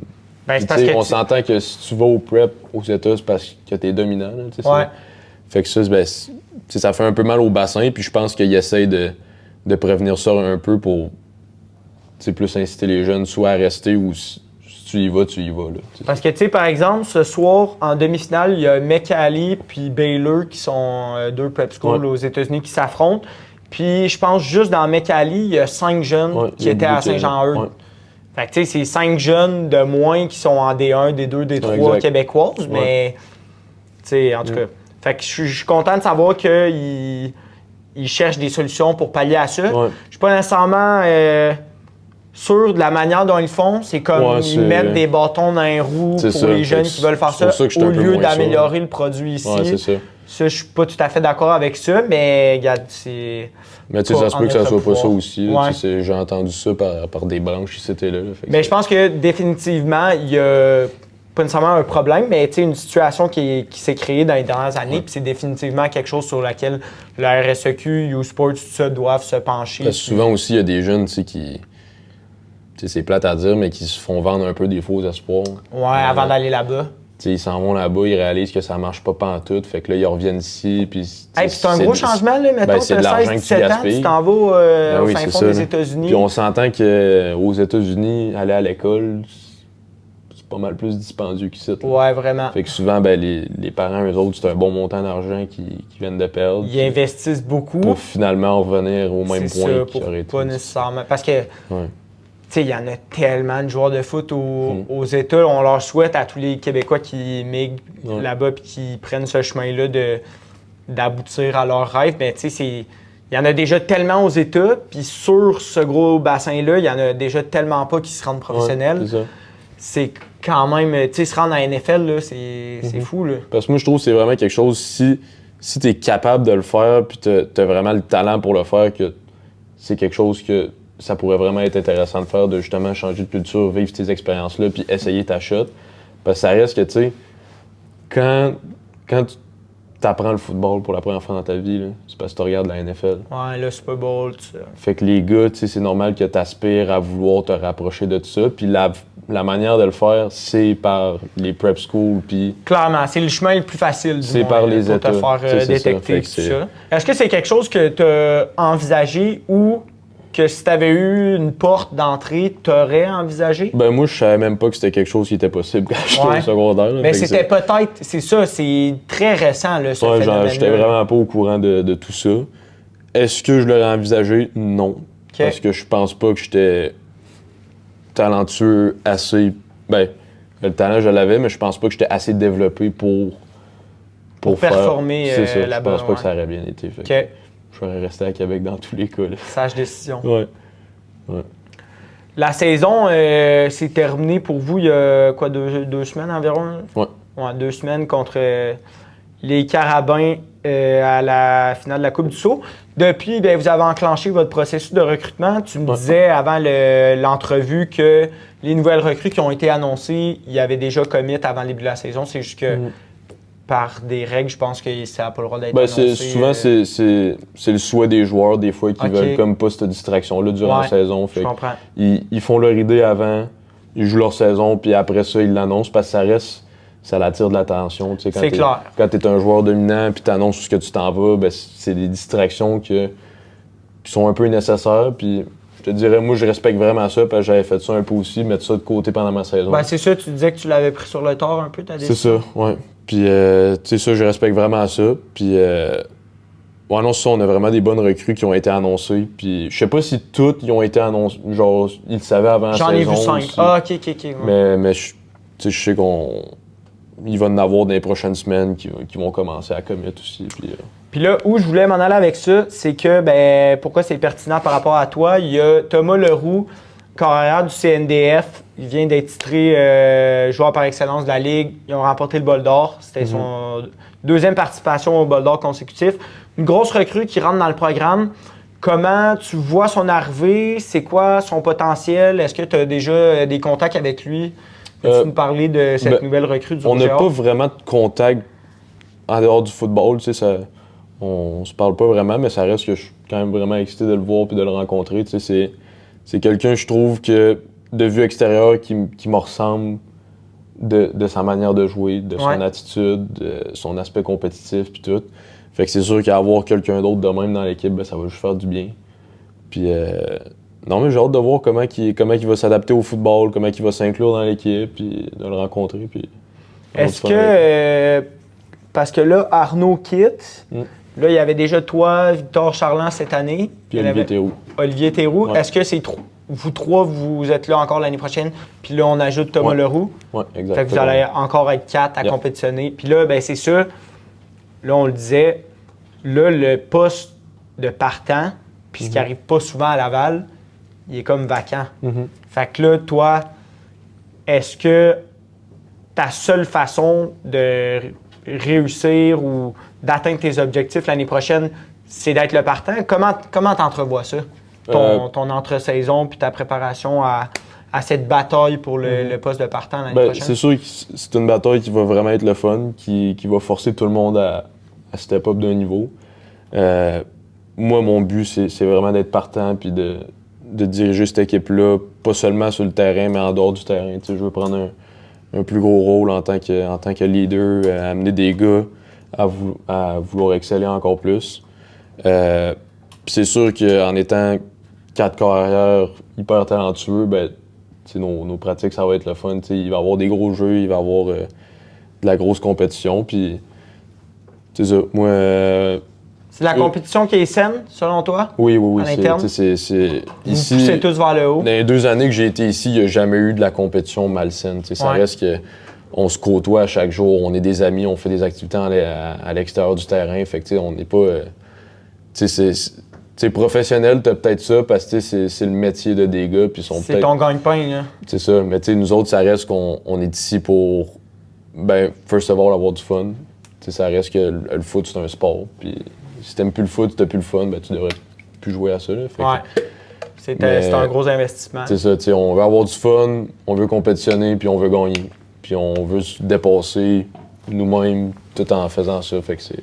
Puis là, depuis que la saison s'est terminée, j'imagine que vous avez eu des rencontres de bilan de fin de saison avec l'équipe de personnel. Est-ce que c'est... Je ne sais pas si tu as le droit d'en parler, mais vers où les discussions s'orientaient, là? Pas nécessairement qu'ils t'auraient... Je sais que ça ne doit pas être leur genre de faire des promesses. Là. Ils ne doivent pas t'avoir dit, c'est sûr que c'est toi le partant, mais as-tu des choses à nous dire par rapport à ça? C'est pas mal ce que tu as décrit. Là. Ça va être un fight. Là, Puis honnêtement, c'est ça que je veux. Là, ça serait pas mal moins intéressant si le poste serait attitré automatiquement. Oui, là, tu as quelque chose à travailler chaque matin. Puis je pense que c'est la bonne manière de le faire aussi parce que justement, ça va tout nous pousser à se dépasser puis à compétitionner un contre l'autre. Puis c'est ça, c'est de ça qu'on a parlé, là, de comment la compétition ça va être puis de tout ça. Là.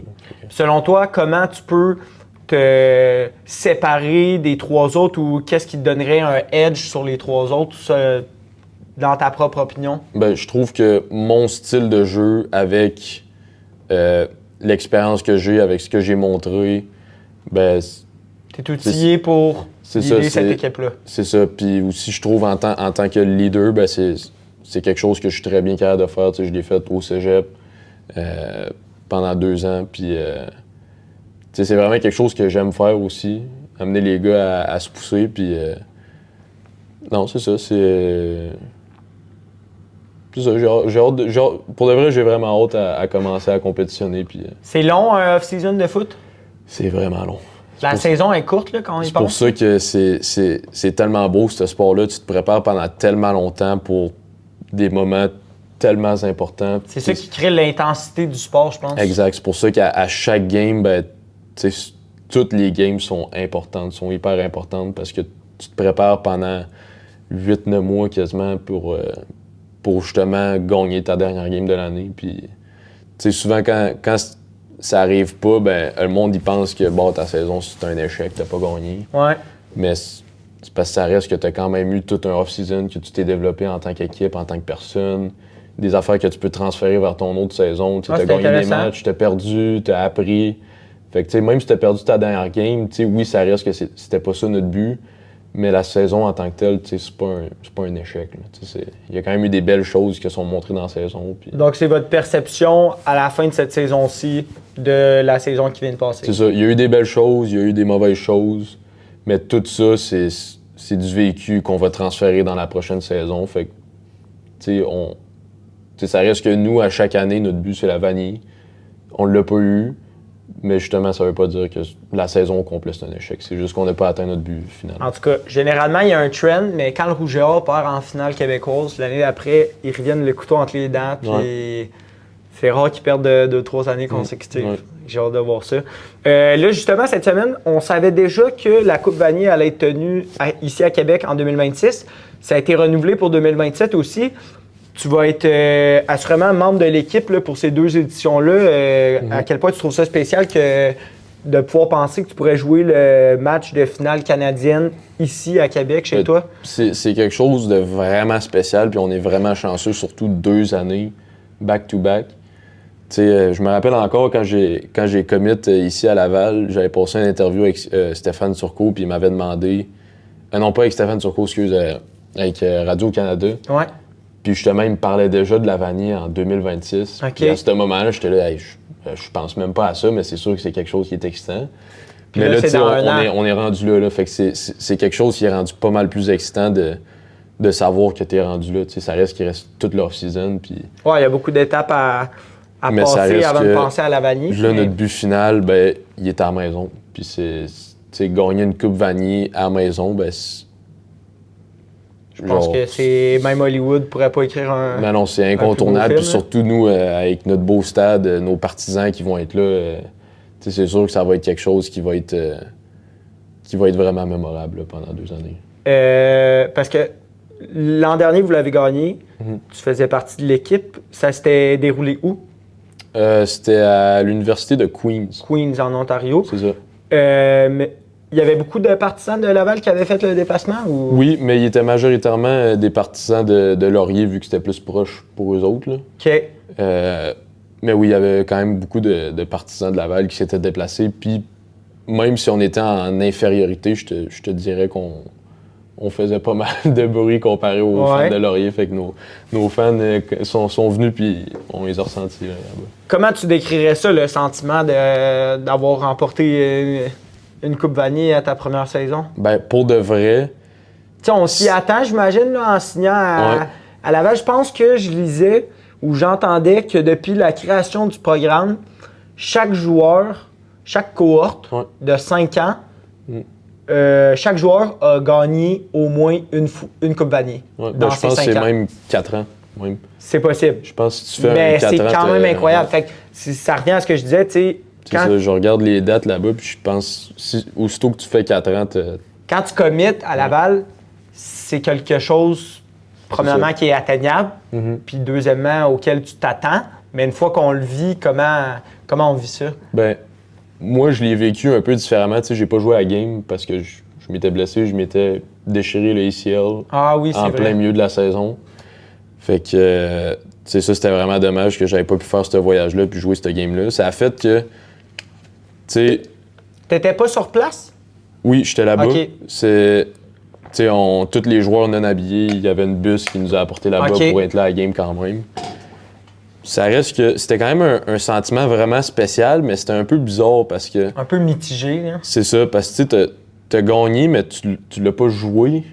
Mais tu sais, parce que moi, personnellement, j'avais vraiment un bon sentiment parce que j'avais quand même une belle saison recrue, puis j'avais eu la chance de jouer en tant que recrue. Puis de toute façon, tu as un sentiment d'appartenance, là. C'était 60 frères. Ben vraiment, là, ça reste que t'es avec eux à chaque semaine, tu pratiques avec eux à chaque semaine. Fait que même si tu joues pas la game, t'as autant de mérite parce que absolument. La job que tu fais en dehors pour pousser ces gars-là, ben c'est quelque chose qui est pas vu à l'œil du public, mais qui est ressenti. Puis c'est...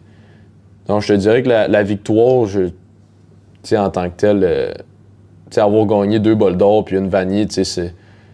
Même si j'ai pas joué la vanille, c'est un sentiment qui se rapproche vraiment de... Même si tu l'as joué ou tu l'as pas joué, c'est quand même vraiment excitant. Là. C'est quand même élitiste. Ben, c'est pas quelque chose le top du top au Canada.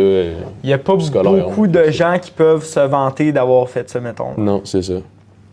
T'as-tu une prédiction pour la Coupe Vanier en fin de semaine? C'est-tu quelque chose pour lequel tu as de l'intérêt ou depuis que votre saison est terminée, tu t'es comme un peu détaché? J'ai vraiment décroché de tout le foot.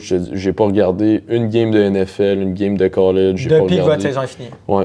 Okay. Puis moi, je trouve que c'est important pour moi de décrocher du foot. Absolument. Ça me permet de revenir encore plus affamé puis excité.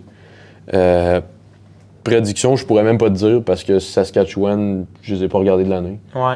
Fait que je sais pas s'ils sont vraiment bons tant que ça. Je suppose que oui, ils sont à Coupe Vanier. Mm-hmm.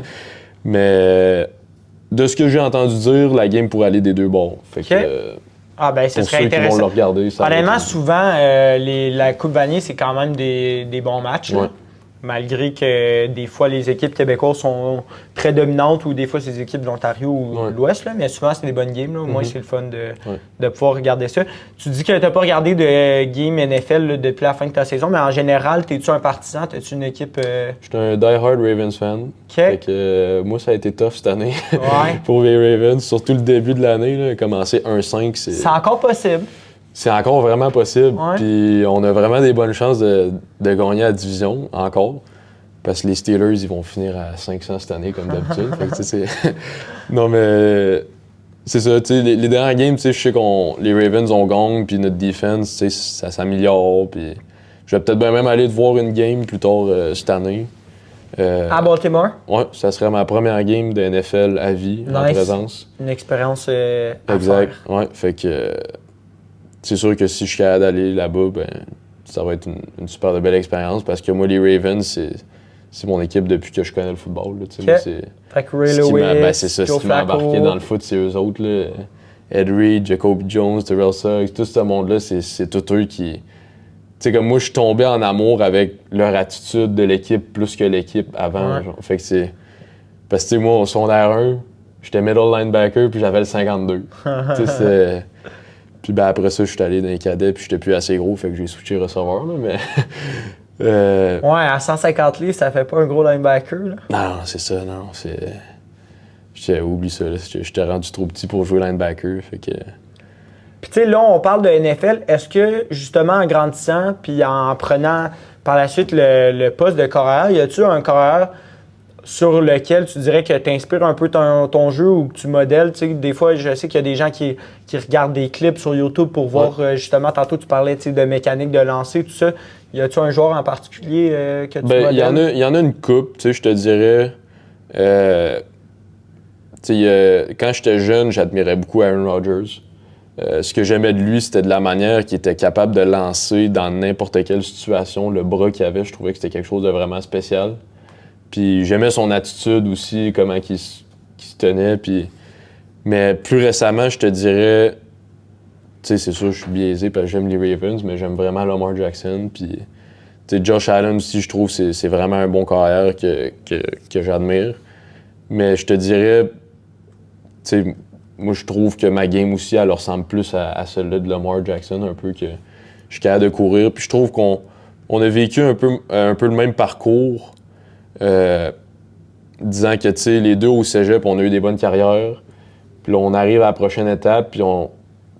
Tu sais, comme lui, il se faisait voir comme un running back un peu. Ouais. Puis moi, c'est des affaires que j'ai entendues par rapport à moi aussi. Puis, tu sais, les deux, on s'est développés en tant que passeurs.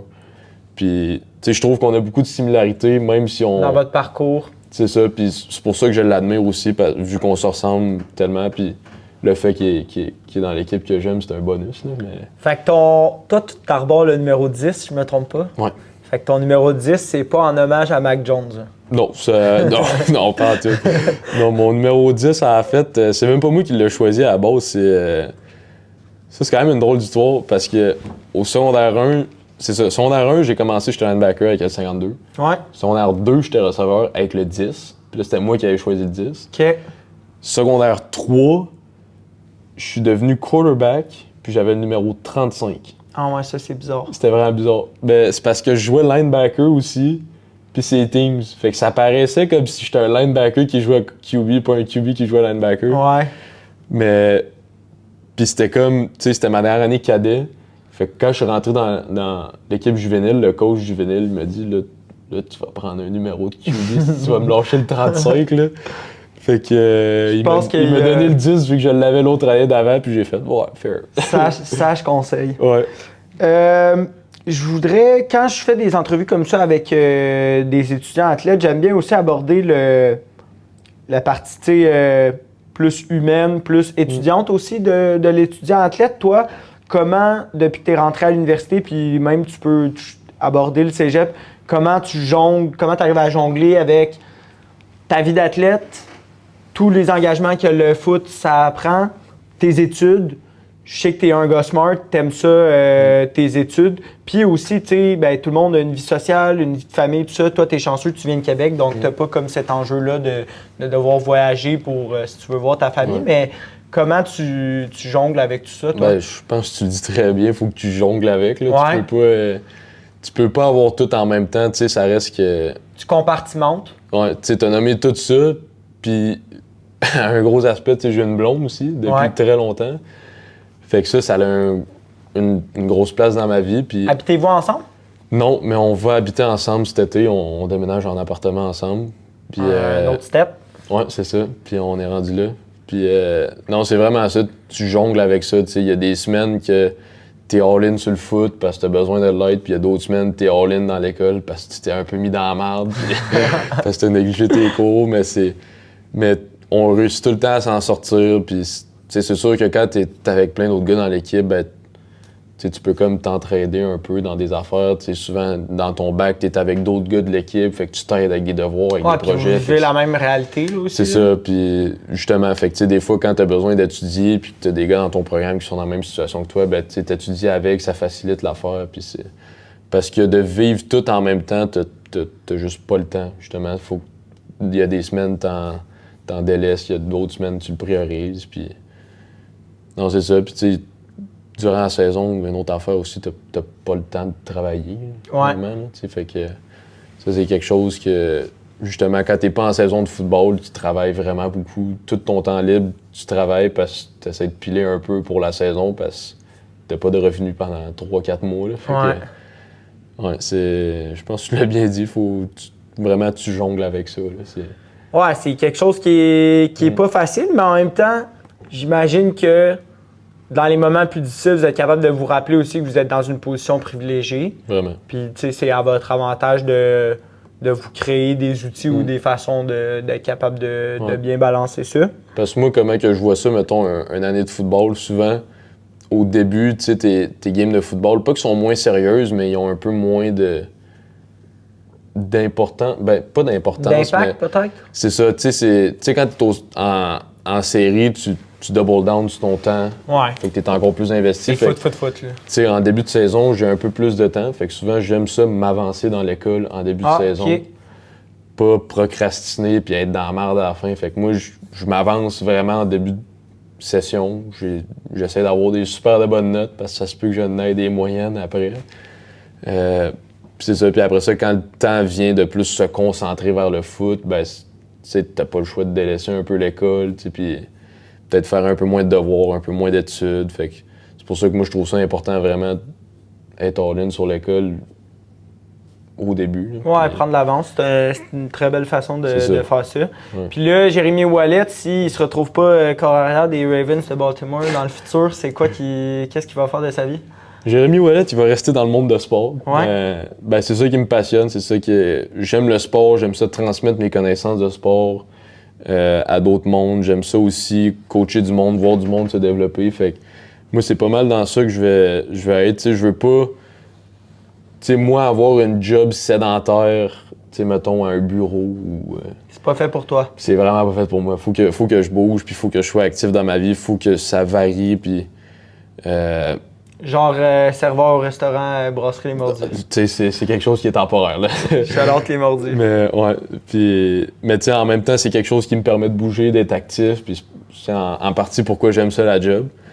Mais non, moi, je vais varier ma carrière, mais je vais tout le temps rester dans le sport, le coaching, la performance du sport, puis tout ce qui a rapport avec ça. Là. Tu devrais rester avec le Rouge et Or à titre d'équipe d'entraîneur après ta carrière universitaire? Ben, c'est une porte que je pourrais exploiter si jamais l'opportunité se présente puis que j'ai rien d'autre de plus important dans ma vie. Je suis pas fermé à l'idée, mais je suis pas... C'est pas, mettons, un objectif de vie. Non, c'est ça. Puis moi, il y a quelque chose que je me questionne. Tu sais, j'ai remarqué, moi, ça fait 1 an que j'habite à Québec. Le Rouge et Or, c'est comme vraiment big là, à Québec. Là. Ouais. Les gens, ils viennent vous voir, ils vous encouragent. Si vous perdez, c'est comme le monde sont vraiment off, tout ça. Ouais. Comment vous, en tant que membre du Rouge et Or, vous faites pour avoir une sensation que vous redonnez à la communauté? Est-ce que vous avez organisé des activités avec la communauté? Ouais, on fait plein d'affaires en dehors du football. On fait souvent du bénévolat à plusieurs places. OK. Il y a aussi, plus pour les jeunes, on fait le mini flag foot l'été. Ouais. Il y a des gars de l'équipe, c'est les coachs, puis c'est une chance d'interagir avec des jeunes qui viennent voir nos games. Puis puis eux, ils vous voient comme des modèles. Là. C'est ça, puis on est en contact direct avec, c'est nous qui les coach, puis ça reste qu'il y a des gars qui font ça comme job d'été, puis c'est super. Là, puis non, souvent, on a des activités de bénévolat, que ça soit dans le PEPS, que ça soit dans la communauté. L'année passée, j'étais allé faire une sortie, on est allé à l'hôpital au CHUL ici. On est allé voir des enfants, puis tout ça, on leur a parlé, puis on était là avec le trophée, on leur donnait des petites affaires, puis c'est juste plein de petites affaires de même qui nous permet de justement avoir des fans tellement investis, puis tout, c'est parce qu'on s'implique à l'extérieur aussi. Là. C'est quelque chose auquel vous prenez plaisir, là. C'est pas une corvée qui vous est... Non, en tout cas, moi, personnellement, c'est quelque chose que j'aime vraiment faire, parce que ça me fait voir du monde, ça me fait avoir des connaissances, ça me fait vivre des expériences. Puis, c'est sûr qu'il y en a qui, du bénévolat, ils vont le faire parce qu'il faut le faire, mais moi, c'est vraiment quelque chose que j'adore faire. Puis je te dirais, en majorité dans l'équipe, c'est ça aussi. Là. Je pense, comme j'ai dit, vous êtes quand même vraiment dans un rôle privilégié.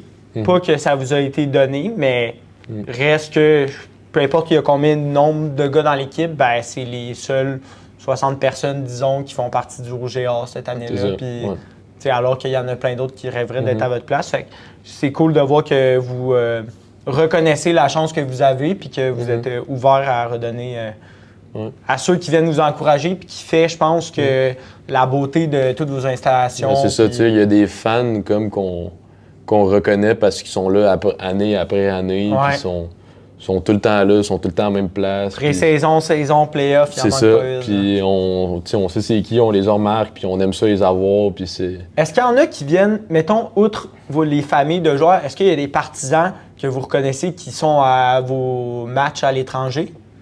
Ouais, il y en a, je te dirais, il y en a un avec un chapeau de viking que lui, on le voit partout. Il est là avant la game. Là. C'est ça, il est là avant la game, il nous donne tout le temps la main quand on sort du vestiaire. Nice. Il y en a d'autres de même là, que... Bon, mais shout-out à lui. Peu importe, ils font la route, puis ils sont tout le temps là. Puis honnêtement, c'est ces fans-là qu'on apprécie le plus parce que gagne ou perd, sont là, puis ils sont investis, puis ils connaissent les joueurs. Puis c'est pas juste des fans qui aiment ça venir voir Laval, c'est des fans que, justement, ils nous connaissent, puis ils s'investissent pas seulement dans nous autres en tant que joueurs de football, mais comment on est en personne. Il analyse tout ça. Fait que je trouve que c'est quelque chose de vraiment spécial. Là. Vraiment. Ouais. J'ai une petite section questions rapides. Ouais. Fait que je te pose une question, Ok. tu me donnes ta réponse rapidement. Shoot it. Fait que pre-snap routine. Ta routine pré-snap, t'as-tu comme un tic, mettons, je sais pas, il y en a, ils se flatteraient les cheveux ou... Genre avant le jeu? Ouais. Non, mais j'en ai avant la game. Avant le jeu, non, je te dirais, j'en ai Ouais, pas. ça j'en ai ça pas peut vraiment. être avant la game de bord. Avant la game, j'ai une coupe d'affaires que je fais. Ça dépend. Faut tout le temps que ce soit la même chose? Non, tu Non? sais, c'est pas la fin du monde si je manque pas ma des routine. superstitions, Non, mettons, tu sais, ok. je suis pas de même, mais ça reste que j'aime ça avoir certains aspects de ma journée qui sont routiniers. Ouais. Tu sais, là, je vais prendre comme exemple, mettons, on a une game à Laval, tu sais, moi, j'aime ça arriver 2h30 avant la game. Ouais. Ça me permet d'arriver, pas à course, mais pas trop d'avance, parce que moi, le temps mort avant une game de foot, je T'aimes pas déteste ça. Ouais. Ça serait de moi, on jouerait à 10h le matin. Tu sais, plus que ça soit fait, parce que, tu sais, dans ma journée, je peux comme rien faire. Ouais. Tu sais, je suis déjà prêt à jouer à la game, là, tu sais, sinon, quand ben, même tu que y je penses, regarde mais- mes jeux, ben, tu sais, ça sert à rien, je suis déjà prêt, là. Ouais. Fait que, tu sais, mettons, j'arrive ici, je dis salut aux joueurs, puis tout, qui sont là, puis tranquillement, je me change, je viens sur le terrain. J'ai une petite routine de méditation que je fais, d'activation de mon système nerveux, puis je fais des étirements plus spécifiques à comment mon corps se sent cette semaine-là. Puis ça me permet aussi de filer le terrain, tu sais, puis filer la température aussi, puis le vent, tu sais, l'humidité, puis tout ça, puis après ça, quand j'ai fini cette routine-là, ben je rentre en dedans pour le vestiaire, puis là, c'est le temps de s'habiller pour le warm-up. Souvent, je suis assez bien timé, j'arrive comme 5 minutes avant, fait que je me change, puis on sort pour le warm-up. Je te dirais, à partir de là, j'ai pas tant de routine. Il y a 2 petites affaires que je fais avant la game. T'sais, on a l'hymne national. Après ça, je m'en vais, je fais tout le temps ma petite prière, je me parle, je me recentre avant la game, parce que là, les émotions sont dans le piton, on vient de rentrer, on a l'hymne national, fait que c'est un bon moment pour moi de comme me recentrer. Après ça, je fais ça depuis le cégep avec Samuel Kiel. C'est un O-line, ben ça a été notre centre qui a fini l'année, notre centre partant qui a fini l'année. Puis c'est ça, puis avec lui, c'est ça, au cégep, j'ai gagné les 2 bols d'or. On était 2 grands capitaines dans cette équipe-là, fait qu'on est 2 très bons amis en dehors du football aussi. Puis on a tout le temps des rituels où on se fait une poignée de main puis on se donne un coup de casse. C'est Le classique. c'est complètement innocent puis c'est vraiment exagéré, mais c'est une routine qu'on fait pour comme se mettre dans la game. Puis c'est quelque chose qu'on fait depuis le Si cégep. vous ne faites pas, ça manque à votre préparation. C'est ça. À chaque fois qu'on est à veille d'avoir le kick-off ou botter d'envoi, ben on cherche sur le sideline puis on fait tout le temps ça direct avant d'embarquer. Ton go-to meal, game day?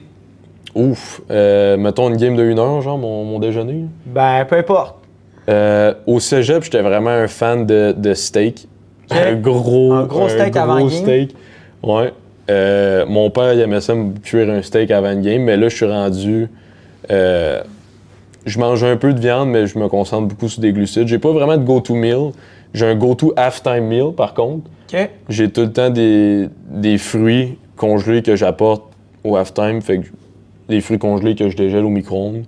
Je mets du yogourt, granola, miel, sel. Je mange ça. Du sel? Ouais. Ah ouais? Pour électrolytes. OK. Fait que pour que ça me garde hydraté. Bon, mais c'est prenez toujours... des notes, les athlètes. Ouais, là. c'est ça. Ça, c'est du rocket fuel à mi-temps. C'est là. OK, nice, j'aime ça. Ouais. Le meilleur receveur pour te sauver si t'es dans le trouble? En ce moment, genre, dans l'équipe? Ouais. Ouf. Ben là, j'aurais tendance à dire Olivier Cool, là, il est tout le temps open, fait que t'as eu à le chercher puis il est lancé à balle. Là, mais... Bon, ben c'est bon. Le coach qui t'a le plus crié après? Oh. Mais tu sais, c'est pas nécessairement Dans dans toute une ma carrière? connotation négative, ouais. Dans toute ma carrière? Ouais, juste à m'amener, là. Dave Parent. OK. Ça, c'était ton coach. Être coach à Limoilou. OK. Ceux qui connaissent Dave Parent vont savoir pourquoi. OK. Sans même savoir la situation, tu sais que Dave, c'est vraiment un intense. Là. Ouais. OK. Ouais. C'est-tu quelque chose que t'aimais, toi? Absolument. Ouais. Ouais, vraiment. Vraiment, vraiment. Je trouve que c'est en partie à cause de lui pourquoi que Limoilou avait l'identité qu'il avait. sais, c'était vraiment un mentor, puis un mentor, excuse, pas un mentor. Un mentor. Puis je trouve que justement, il nous poussait beaucoup de ses valeurs, puis ça a fait l'équipe que ça a fait, avec l'attitude que ça a fait, puis ça découle directement de lui, là, de comment il est. Là. La dernière, c'était NFL Team, mais on est déjà Ravens. passé là-dessus. Jay, pour vrai, un gros merci d'être venu sur le podcast. Merci à toi. C'est vraiment cool d'avoir pu t'entendre parler de ton rôle de substitut, là, la bataille qui est à prévoir pour le poste de partant. Je suis sûr que les gens vont vraiment apprécier ton ambition, ta patience, ton leadership. Fait qu'on peut juste faire une chose, c'est de souhaiter la meilleure des chances pour la suite. Merci beaucoup. Man. On espère être là sur le terrain avec la Coupe Vanier l'année prochaine. Les 2 prochaines années. Les 2 prochaines années. On vous souhaite rien de moins. Merci Jay. Merci à toi.